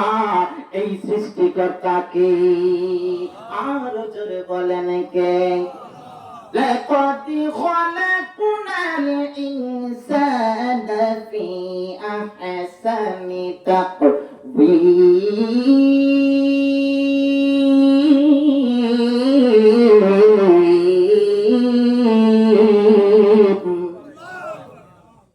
সবচেয়ে সুন্দর করে, সবচেয়ে উত্তম করে, সবচেয়ে উত্তম করে। ও আমার ভাইরা, মুফাসসিরিন কিরাম যেহেতু তাফসীর মাহফিল, তাফসীর মুফাসসিরিন কিরাম এখানে বলেছে আমার আল্লাহ সুবহানাহু ওয়া তাআলা সবচেয়ে ভালো যেটা বোঝাতে চায়, সবচেয়ে উত্তম যেটা বোঝাতে চায়, সবচেয়ে উত্তম ভালো যেখানে আমার আল্লাহ বুঝাতে চায় সেখানে আহসান ব্যবহার করে দেয়। আমার আল্লাহ এখানে আহসান ব্যবহার করে জানায় দিলেন, লাকাদ খলাকনাল ইনসানা ফি আহসানি তাকওয়িম। সবচেয়ে উত্তম করে আমি আল্লাহ সৃষ্টি করেছি গোটা দুনিয়ার মানুষ সকলকে। জোরে সরে বলি আল্লাহু আকবার। সবচেয়ে উত্তম সৃষ্টি, শ্রেষ্ঠ সৃষ্টি হচ্ছে আমরা মানব জাতি। আরেকবার বলি আলহামদুলিল্লাহ।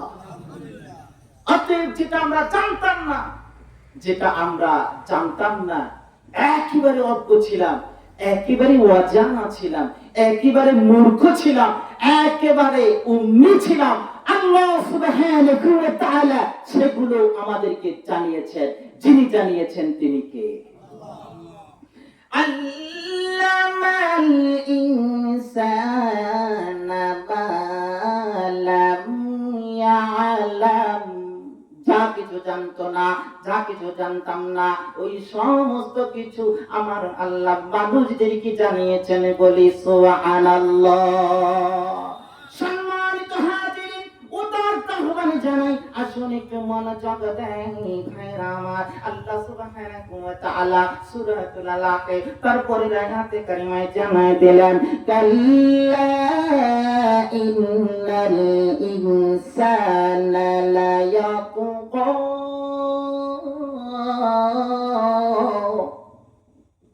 আল্লাহ সুবহানাহু ওয়া তাআলা এখানে বলে দিলেন মানুষ তো সীমা লঙ্ঘন করেই থাকে। ও আমার ভাইরা, আমরা কিন্তু সীমা লঙ্ঘনকারী, আমরা এমন সীমা লঙ্ঘন করে থাকি। এখানে একটি বিষয় অনুধাবন করা জরুরি। আল্লাহ তাআলা হযরত জিবরিলকে উদ্দেশ্য করে এখানে বলেছেন, কিন্তু এখানে মূল বিষয় হচ্ছে কিয়ামত পর্যন্ত শিক্ষা নিবে এখান থেকে। কারণ আবু জেহেলের চরিত্রবান এখন মানুষ আছে কি আছে না? আছে। ও আমার ভাইরা, রমাদানুল মুবারকে শয়তানকে শিকলবদ্ধ করা হয়, কিন্তু ঘুষ কমে কি না? বলেন। শিকলবদ্ধ করা হয় ইবলিসকে, মিথ্যা বলা করে না। শিকলবদ্ধ করা হয় ইবলিসকে, কিন্তু সুদের সংখ্যা কমে না।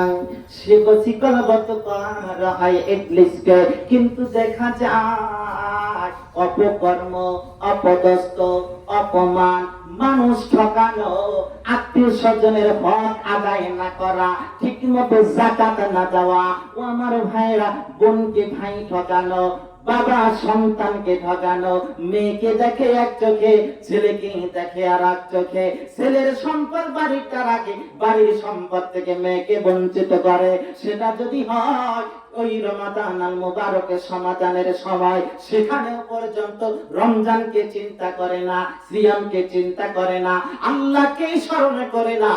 অথচ আল্লাহ তাআলা রাব্বুল আলামিন রমাদানুল মুবারক নাযিল করেছে লাআল্লাকুম তাত্তাকুন,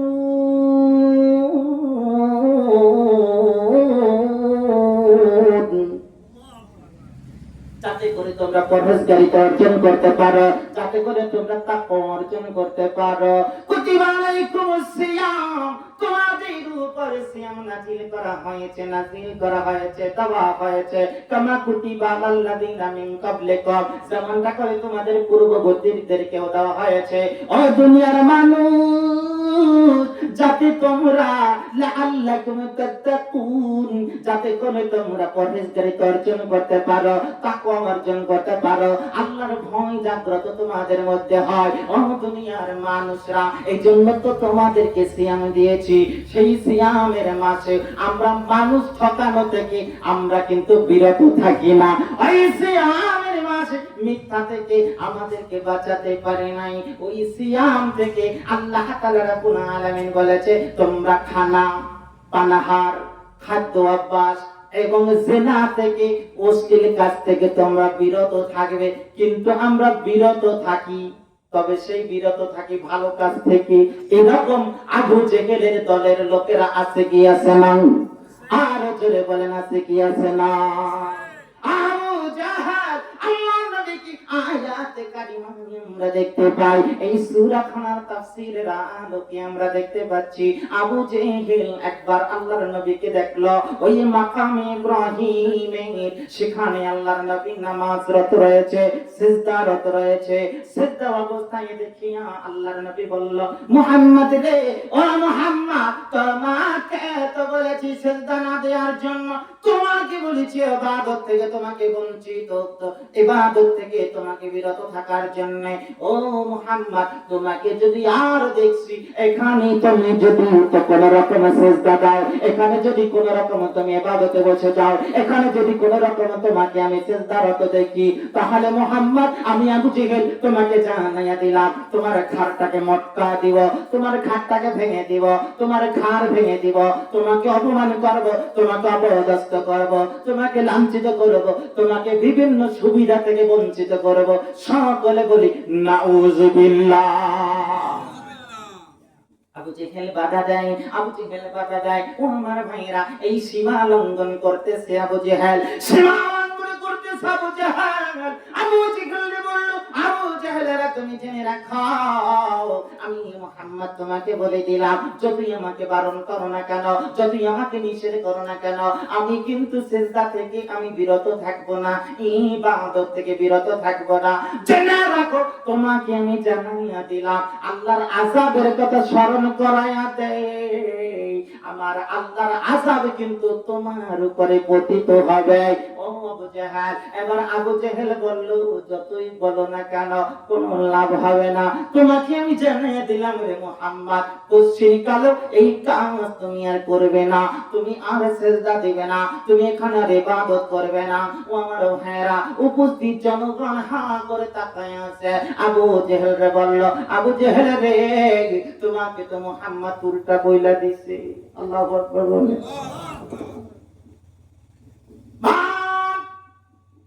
আবু জেহেল দাম্বে কুতানে সাহসে কুতানে আইলা রবের সীমা লঙ্ঘন করে করে তিনি জানাইয়া দিলেন, মুহাম্মদ যদি এই কাজ করে তাহলে অবশ্যই তার ঘাড় ভেঙে দিব। ও আমার ভাইয়েরা, আল্লাহর নবী তো আযাবের কথা বলে দিয়েছে, এবার জনগণ আবু জেহেলকে ধরেছে।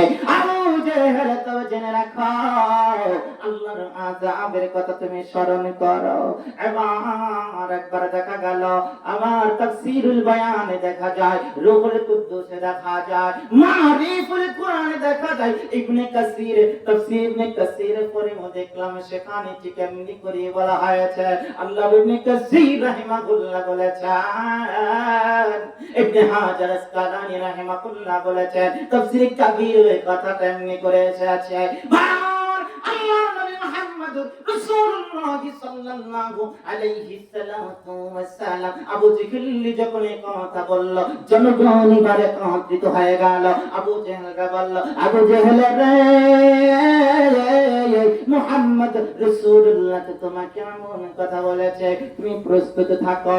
এবার আবু জেহেল থেকে প্রস্তুতি নিয়ে আল্লাহর নবীর কাছে চলে এসেছে।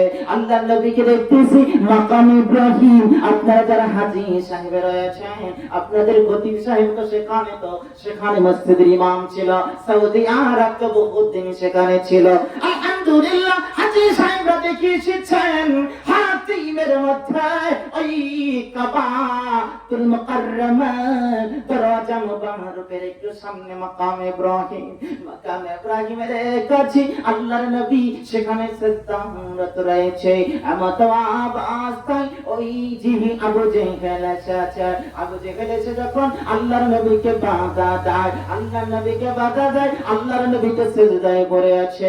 আসজুদু আকতারিব, আল্লাহ রাব্বুল আলামিনের নিকটবর্তী হওয়ার সর্বোচ্চ বান্দা হচ্ছে সিজদা। মুসলমান সিজদায় যখন চলে যান, আল্লাহর নিকটবর্তী হওয়া যায়, আল্লাহকে পাওয়া যায়, আল্লাহর নৈকট্য হাসিল করা যায়। আল্লাহর কাছে চাইবেন গো মুসলমান, আল্লাহ তাআলা রাব্বুল আলামিন সিজদাকারীকে দিয়ে দিবে। সিজদাকারীকে আমার আল্লাহ দিয়ে ওয়াদাবদ্ধ হয়েছে।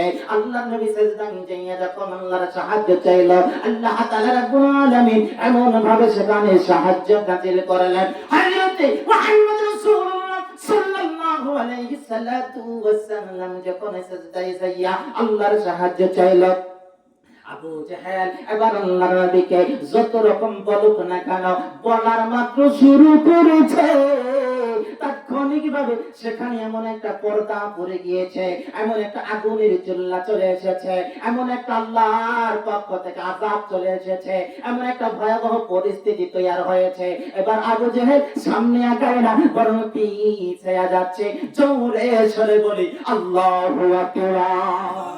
আমার জনগণ জিজ্ঞেস করলো, আবু জেহেল রে, ও আমাদের লিডার, ও আমাদের কাফের লিডার, তোমার তো এত দাম্ভিকতা ছিল, এত তোমার সাহসিকতা ছিল, এমন ভাবে তোমার এত কোনের অহংকার, তোমার না কত শক্তির কথা বলেছিল, কিন্তু মুহাম্মদ রাসূলুল্লাহ সাল্লাল্লাহু আলাইহি সাল্লাতু ওয়াস সালাম এর ঘাটমর খার মটকানোর কথা বলেছিল, কিন্তু আবু জেহেল ঘাড় মটকাবে তো দূরের কথা রে, দেখা গেল তুমি তো আর ঘাড় মটকাবে তার কাছে যাবা তো দূরের কথা, তুমি তো সামনে যাইবা চাও নাই, বরং তুমি ভীত আর সন্ত্রস্ত হইয়া তোমার মধ্যে এমন একটা ভীত আর সন্ত্রস্ততা দেখলাম, তোমার মনের মধ্যে দুর্বলতা দেখতে পাইলাম। আবু জেহেল তুমি সামনে তো যাইলা না, বরং তুমি আরো পিছায়া গেলা। আবু জেহেল রে জানাইবা নেই এর কারণটা কি, বড় কৌতূহল জানার জন্য আবু জেহেল এবার বলল, ও জনগণ জেনে রাখো গো, আমি যখন মুহাম্মাদের কাছে আগাইতেছিলাম এমন তো অবস্থায় আমি দেখতে পাইলাম, এমন ভয়াবহ অবস্থা, এমন পরিস্থিতি, আমি যদি সামনে যাইতাম আমি আবু জেহেল আর আস্ত থাকতাম না, আমার হাত হাতের জায়গায় থাকতো না, পা পায়ের জায়গায় থাকতো না, আমি খন্ড বিখন্ড হইয়া আমি আবু জেহেল একেবারে নিঃস্ব হয়ে যেতাম। এজন্য ভিতর সন্ত্রস্ত হয়ে তোমরা যা বলেছো আমি দুর্বল হয়ে গিয়েছি, সামনে আর যাবার সাহসিকতা আমি হারিয়ে ফেলেছি, আর সেই জন্য আমি পিছিয়ে গিয়েছি। না রায় তাকবীর, নারে তাকবীর, নারে রিসালাত। সম্মানিত হাজিরিন, রাসূলুল্লাহ সাল্লাল্লাহু আলাইহি ওয়াসাল্লাম ছিলেন রাহমাতুল লিল আলামিন। এই রহমতের নবী, এই মেহেরবান তার প্রতি আমার আল্লাহ সুবহানাহু ওয়া তাআলা বলেছেন, হাবিব আপনি আপনার ইবাদত করে যান। আবু জেহেলের কথা শোনার সময় আপনি আমার হাবিবের নাই, জোরে বলেন আল্লাহু আকবার। সম্মানিত হাজিরিন, সেই শান, সেই মান, সেই ইজ্জত, সেই মর্যাদা দিয়েছে উম্মতে মুহাম্মাদি তথা আপনাকে আমাকে, জোরে সরে বলি আল্লাহু আকবার। সাহায্য আসে কার পক্ষ থেকে? আরো জোরে বলেন কার পক্ষ থেকে? মনে পড়ে গেল এক এতিম বাচ্চার কথা, ঠিক এমনি করে আল্লাহর নবী মুহাম্মদ রাসূলুল্লাহ সাল্লাল্লাহু আলাইহি সাল্লাতু ওয়াস সালাম সূরাতুল তাকাসুরের তাফসীরে গিয়ে দেখতে পাইলাম, সেখানে আল্লাহর নবী মুহাম্মদ রাসূলুল্লাহ সাল্লাল্লাহু আলাইহি সাল্লাতু ওয়াস সালামের একটা দৃষ্টান্ত, একটি এতিম বাচ্চা এবার বারবার চলে যাচ্ছে আবু জেহেলের কাছে, কারণ এতিম বাচ্চা তার বাবা রেখে গিয়েছে গোটা সম্পদ তার এই যে আবু জেহেলের কাছে, আবু জেহেলের কাছে গচ্ছিত রাখলো, আবু জেহেলের কাছে জমা রেখেছিল, আর বলেছিল আমার বাচ্চা ছোট্ট, আমার বাচ্চা নাবালক, যখন প্রয়োজন হবে তখন তুমি কিন্তু দিয়ে দেবে। আর আমার বন্ধুরা, আমার প্রয়োজন হলো, এমন একটা অবস্থা সৃষ্টি হলো, এতিম বাচ্চা বারবার আবু জেহেলের কাছে যাচ্ছে। আবু জেহেলের কাছে গিয়ে বলল, আবু জেহেল রে, আমি বড় ক্ষুধার্ত, আমি বড় অভাবগ্রস্ত, আমার বড় প্রয়োজন হয়ে পড়েছে, আমার বাবার রেখে দেওয়া সম্পদ তোমার কাছে যেটা গচ্ছিত আছে। আবু জেহেল ঘর থেকে বের হলো, আর তিন বাচ্চা যতই বলুক না কেন, আরো তোমার প্রার্থনা অনুনয়ের বিনয় করুক না কেন, আবু জেহেল তাকে প্রত্যাখ্যান করলো, তার কথা তাকে গ্রাহ্য করলো না, তার কথা শুনলো না, তাকে বার তাকে ফিরাইয়া দেয়। কাবুত বসাইয়া মসজিদে নববীর কাছে বসাও, ও আমার ভাইরা মক্কাতুল মুকাররমার কাছে বসা, ভাইরা আমার কাবুত বসাইবা। এবার দেখতে পাইল ওই যে এতিম বাচ্চা আবু জেহেলের কাছে বারবার যায়, আর বারবার সেখান থেকে তিনি ফিরে আসে। সম্মানিত হাজিরিন, আবু জেহেলের কাছে বারবার যখন তিনি যায় আর ফিরে আসে, এবার এতিম বাচ্চাটাকে ডাক দেয়, ও এতিম বাচ্চাটি, তুমি কার জন্য যাও, কিসের জন্য যাও, কেন যাও? এবারে বললাম আবু জেহেলের কাছে যাই, আমি বড় ক্ষুধার্ত, আমি বড় অভাবগ্রস্ত, আমি এতিম, আমি বাবারা, আমার বাবার রেখে যাওয়া সম্পদ ওই আবু জেহেলের কাছে জমা রয়েছে। আমি যখনই যাই আমার কথা শুনি না, আমাকে তো দেয় না, আমাকে সে তাড়ায়া দেয়। এখন আমি কি করব? আমার বড় প্রয়োজন। এবার কাপড় বাছাইবা চিন্তা করলো রে, সময়টা চলে এসেছে মুহাম্মদ কি অপমান অপদস্থ করার। জোরে বলি নাউজুবিল্লাহ। বাচ্চাটাকে পরামর্শ দাও, ও ছোট্ট বাচ্চা, তোমাকে বললাম আর কারো কাছে যাওয়ার প্রয়োজন নাই, তুমি চলে যাও মুহাম্মদ রাসূলুল্লাহর কাছে, তার কাছে গিয়ে তোমার অভিযোগ পেশ করো, তোমার সমস্যার কথা বলে দাও। এবার আল্লাহর নবীকে ডাক দিলেন, ইয়া রাসূলুল্লাহ, ইয়া হাবিবাল্লাহ, আমি বড় অভাবগ্রস্ত, আমি বড় ক্ষুধার্ত, আমার প্রয়োজন আমার বাবার রেখে যাওয়া সম্পদ। এবার বলল, তোমার বাবার রেখে যাওয়া সম্পদ কোথায় রয়েছে? মুহাম্মদ রাসূলুল্লাহ সাল্লাল্লাহু আলাইহি ওয়াসাল্লাম জিজ্ঞাসা করার পরে বলল, ও আল্লাহর নবী গো, আমার বাবা রেখে দেওয়া সম্পদ আবু জেহেলের কাছে, আর যতবার যাই আমাকে বাধা দেয়, আমার বাবা রেখে দেওয়া সম্পদ আমাকে না মনে হয় দিবে না। আল্লাহর নবী, তুই এতিম ছিলি রে বাবা, হারা মা হারা, দুনিয়া এসেছিল বাবাকে পাই নাই, দুনিয়া এসেছিল নাবালক বয়সে বাবাকে হারাইয়া জনমের মতো এতিম হইল যে নবী গো। আল্লাহ তাআলা রাব্বুল আলামিন আল্লাহর নবীকে এমন দয়ার নবী, মায়ার নবী বানাইয়া এতিমের প্রতি বড় দয়া তার মধ্যে জাগ্রত করে দিলেন। যখনই কোনো এতিমে দেখে তার মাথার মধ্যে হাতটা বুলাইয়া দেয় আর চিন্তা করে, আমি তো ছিলাম এতিম, বাবাকে জীবনেও তো দেখি নাই, মাকেও ভালো করে দেখতে পারি নাই, ছোটবেলা মাকেও তো হারাইছি, এই ছেলেটাও তো এতিম, তার বাবা মা হারা জনমের মতো এতিম। আল্লাহর নবী তাই এতিমের কথা কোনো ভাবে তিনি ফালান না, সহযোগিতা করার জন্য পাগল করা হয়ে যায়। ও বালকের চিন্তার কোনো কারণ নাই, সঙ্গে সঙ্গে আমার সাথে চলো। আল্লাহর নবী বের হয়ে গেলেন, এতিম বাচ্চাটাকে হাতটা ধরে আবু জেহেলের দরবারে চলে গেলেন। আবু জেহেল একবার দুইবার তিনবার ডাক দেওয়ার প্রয়োজন হয় না। আর আবু জেহেল বের হয়ে আসলো কাপড় বাছাইবা, এবার তাকাইয়া দেখতেছে সেখানের অবস্থাটা, হালতটা, নাটকটা কি হয় না হয়, কারণ এই মুহূর্তে তো আল্লাহর নবীকে অপমান করবে, আবু জেহেল অপদস্থ করবে, আল্লাহর নবীকে এবার তিরস্কৃত করবে। আল্লাহর নবী যদি কোন রকম ওখান থেকে ফিরে যায় তাহলে বড় কষ্ট পাবে, ব্যথা পাবে। এই ব্যথা, এই কষ্ট, এই যন্ত্রণা দেওয়া, অপমান অপদস্থ করাই ওই কাপড় বাসাই বা কাফের মুশরিকদের সব সময় ছিল চিন্তা চেতনা, ধ্যান আর ধারণা। ও আমার ভাই, তারা তাকিয়ে আছে আবু জেহেলের দিকে, আল্লাহর নবীর দিকে। এবার দেখা গেল আল্লাহর নবী মুহাম্মদ রাসূলুল্লাহ যখন ডাক দিল আবু জেহেলের, আবু জেহেল সঙ্গে সঙ্গে বের হয়ে আসলো, বলল, কি তুমি ডাকাডাকি করো কেন, কি বলো? টাকা দেখে ছোট্ট এতিম বাচ্চা দেবল্লা, মুহাম্মদ কি বলবা, মুহাম্মদ রাসূলুল্লাহ একবার বলল, ও আবু জেহেল, এই বাচ্চার বাবার রেখে যাওয়া সম্পদ নাকি তোমার কাছে গচ্ছিত রয়েছে, জমা রয়েছে, তুমি দিবা কি দিবা না, তাড়াতাড়ি করে আমি মুহাম্মদ রাসূলুল্লাহকে জানায়া দাও। এবার আবু জেহেল একটু চিন্তা করে নাই, একটু সময় যাপন করে নাই, একটু সময় নাই, আবু জেহেল সঙ্গে সঙ্গে রাজি হয়ে গেল আর বলে দিল, মুহাম্মদ আমি ওয়াদাবদ্ধ হয়ে গেলাম, কিছুক্ষণের মধ্যে তার বাবা রেখে যাওয়া সম্পদ আমি ফেরত দিতেছি। জোরে সরে বলেন আল্লাহু আকবার। এবার ডাক দিলে, ও আমার লিডার, ও আমাদের লিডার আবু জেহেলের,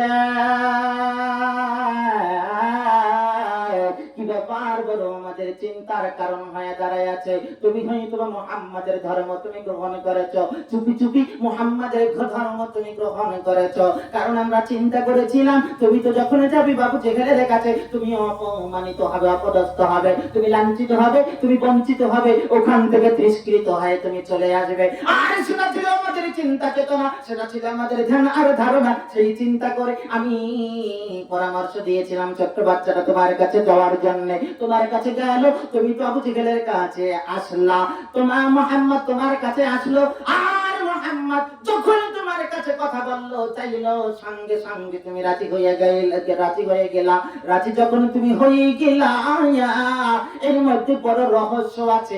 আমাদের মনে হচ্ছে হয়তোবা তুমি মুহাম্মাদের ধর্ম গ্রহণ করেছো আমাদের না জানিয়ে। ও আমার ভাইয়েরা, এবার কাবত বাসাইবা মুহাম্মদুর রাসূলুল্লাহ সাল্লাল্লাহু আলাইহি সাল্লাতু ওয়াস সালাম সম্পর্কে আবু জেহেলকে যখন এমন করে প্রশ্ন করলো, যখন প্রশ্ন করতে করতে আবু জেহেল বড় হতভম্ব হয়ে গেল, উত্তর না দিয়ে হতে পারছে না, জবাব দিচ্ছে কাবত বাসাইবা। শুনে রাখো তাহলে, আমার কাছে যখন মুহাম্মদ রাসূলুল্লাহ চলে এসেছে ছোট্ট বাচ্চাটাকে লইয়া, আমার কাছে যখন তার কথা ব্যক্ত করলো, তার সম্পদ বাবার রেখে যাওয়া আমাকে দিতে বললো, আমি যদি অস্বীকার করতাম তাহলে আমার কি হতো তোমরা যদি দেখতে তাহলে বুঝতে। আমি দেখতে যাবো যে আমার জাগ্রত ভাবে এই যে চোখ দিয়া আমি তো জাগ্রত ছিলাম, আমি তোমরা তো দেখেছিলে আমি দণ্ডায়মান ছিলাম, আমি চাহনি দিয়া দেখতেছি ওই আমো মুহাম্মদ রাসূলুল্লাহ আর ওই ছোট্ট বাচ্চা, শুধু দুইজন ছিল না, মুহাম্মদ রাসূলুল্লাহ সাল্লাল্লাহু আলাইহি সাল্লাতু ওয়াস সালামের দুই কাঁধে কে জানি এমন করে তীর আমার দিকে তাক করা ছিল, যেই তীরগুলো এমন ভাবে আমার দিকে তাক করা ছিল, আরো এমন ভয়াবহ পরিস্থিতি আমি দেখতে পাইলাম। আমি ভীত হয়ে পড়লাম, আমি সন্ত্রস্ত হয়ে পড়লাম, আমি মুহাম্মাদের কথা না শুনি না পারলাম না। সঙ্গে সঙ্গে আমি সময়ও জ্ঞাপন করি নাই, যা বলেছে তাই আমি স্বীকার করে নিয়েছি। মুহাম্মদ রাসূলুল্লাহ আরো যদি কিছু বলতো আমি আবু জেহেল স্বীকার করতে পারতাম না। জোরে সরে বলেন আল্লাহু আকবার। আল্লাহর নবীকে সাহায্য করেন যিনি, তিনি কে? আপনার আমার সাহায্যকারী কে? নামাজে আমরা বলি ইয়্যাকা না'বুদু ওয়া ইয়্যাকা নাস্তাঈন।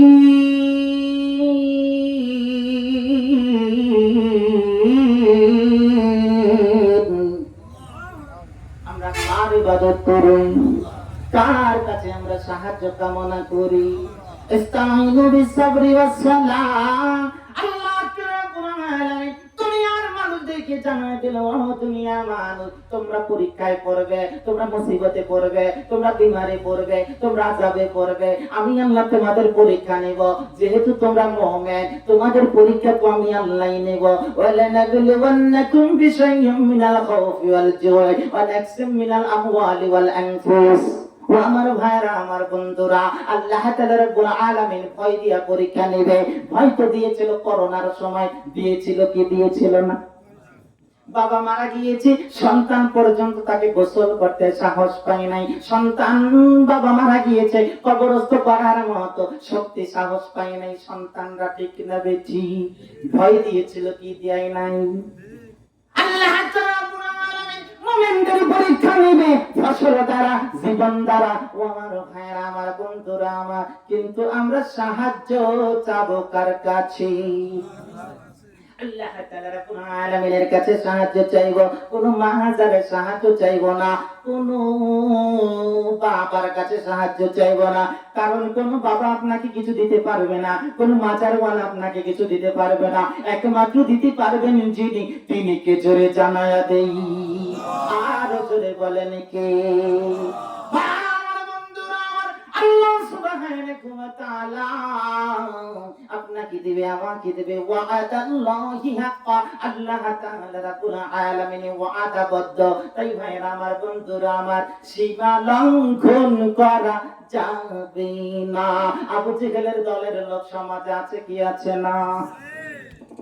আয়াতে কারিমায় যেটা দেখতে পাচ্ছি, তাফসীরের আলোকে মুফাসসিরিন কিরাম বলেছে, দুনিয়ার মানুষ যখন একটু টাকা হয়, দুনিয়ার মানুষ যখন একটু সম্পদওয়ালা হয়, দুনিয়ার মানুষ যখন একটু শক্তিওয়ালা হয়, দুনিয়ার মানুষ যখন ক্ষমতায়ন হয়, যখন চেয়ারটা তার শক্ত হয়ে যায়, তখন দেখা যায় তার ভূমিকা, তার গাম্ভীর্যতা, তার এমন ভাবে তার দ্বারা লাঞ্ছিত হয় মানুষ, তার দ্বারা বঞ্চিত হয় মানুষ, তার দ্বারা মানুষ বিভিন্ন ভাবে ক্ষতিগ্রস্ত হয় কি হয় না?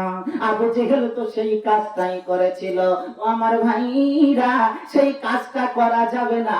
যারা করবে তারা আবু জেহেলের দলের লোক। আবু জেহেল যেই জাহান্নামে জ্বলবে, সেই জাহান্নাম আপনার জন্য প্রস্তুত থাকবে। ভাইরা আমার, বন্ধুরা আমার, এই জন্যই আল্লাহ তাআলা রাব্বুল আলামিন বলেছেন, ও দুনিয়ার মানুষ, তোমরা কিন্তু আমি আল্লাহর কাছে চলে আসতে হবে। দুনিয়ায় তোমরা থাকতে পারবা না।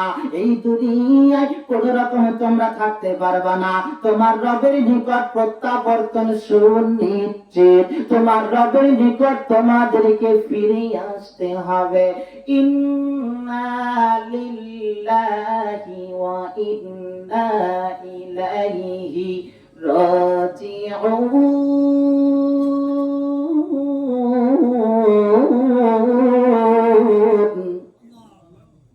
আমরা প্রত্যাবর্তনশীল কিনা? আমাদেরকে চলে যেতে হবে কার কাছে? ইন্না ইলা রাব্বিকার রুজআন।